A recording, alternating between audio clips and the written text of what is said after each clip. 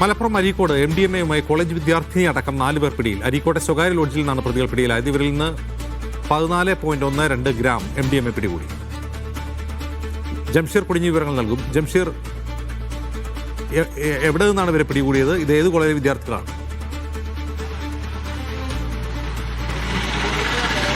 അജിംസ്, ഇതിൽ 2 പേർ മാത്രമാണ് ഇവർ ബാംഗ്ലൂരിൽ പഠിക്കുന്ന വിദ്യാർത്ഥികളായിട്ടുള്ളത്. മറ്റു 2 പേർ ജോലി ചെയ്യുന്നവരാണെന്നാണ് പോലീസ് ലഭിച്ച വിവരം.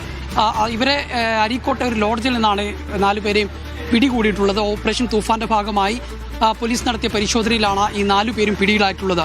ഇവരിൽ നിന്ന് 14.12 ഗ്രാം MDMA പിടികൂടിയിട്ടുണ്ട്. മലപ്പുറം ഈ പൂക്കുളത്തൂർ സ്വദേശി മുഹമ്മദ് ദിൽഷാദ്, തൃപ്പനച്ചി സ്വദേശി ഷഹൽ നമാസ്, കാരപ്പറമ്പ് സ്വദേശി സ്മിജീർ, അഞ്ചൽ സ്വദേശിനി ഫിദ ഫാത്തിമ എന്നിവരാണ് പിടിയിലായിട്ടുള്ളത്. ഇവരെല്ലാം തന്നെ യുവാക്കളാണ് എന്നുള്ളതാണ്. ഫിദ ഫാത്തിമ 20 വയസ്സുകാരി മാത്രമാണ് എന്നുള്ളത് കൂടി ഈ ഘട്ടത്തിൽ പറയേണ്ടതുണ്ട്. ഈ ഫിദ ഫാത്തിമയും അതോടൊപ്പം തന്നെ നമാസും ബാംഗ്ലൂരിൽ ഒരുമിച്ച് പഠിക്കുന്നവരാണെന്നാണ് പോലീസ് പറയുന്നത്. അങ്ങനെയാണ് ഇവർ തമ്മിലുള്ള ബന്ധം. തുടർന്ന് മറ്റു 2 പേരും ഇവരും ബാംഗ്ലൂരിൽ ജോലിയും മറ്റുമൊക്കെ ആയി ബന്ധപ്പെട്ടുള്ള ആളുകളാണ്. അങ്ങനെയാണ് ഇവർ പരസ്പരം പരിചയപ്പെടുന്നതും പിന്നീട് MDMA വിൽപ്പന നടത്താൻ ഉദ്ദേശിക്കുകയും ചെയ്തത് എന്നുള്ളതാണ് ഇപ്പോൾ പോലീസ് പറയുന്നത്. ഇവർ മഞ്ചേരി, അരീക്കോട്, കാവനൂർ, പൂക്കളത്തൂർ, തിപ്പച്ചി മേഖലകളിൽ വിദ്യാർത്ഥികളെയും യുവാക്കളെയും കേന്ദ്രീകരിച്ചാണ് ലഹരി വിൽപ്പന നടത്താൻ ഉദ്ദേശിച്ചിരുന്നത്. അതിനുവേണ്ടിയാണ് ഈ MDMA കൊണ്ടുവന്നത് എന്നുള്ളതാണ് പോലീസ് പറയുന്നത്.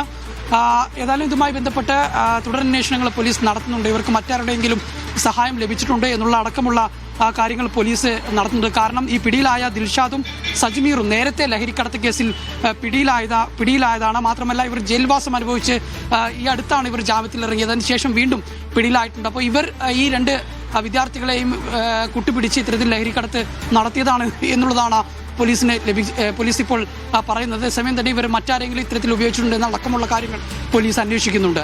അജിംസ്. ശരി ജംഷീർ.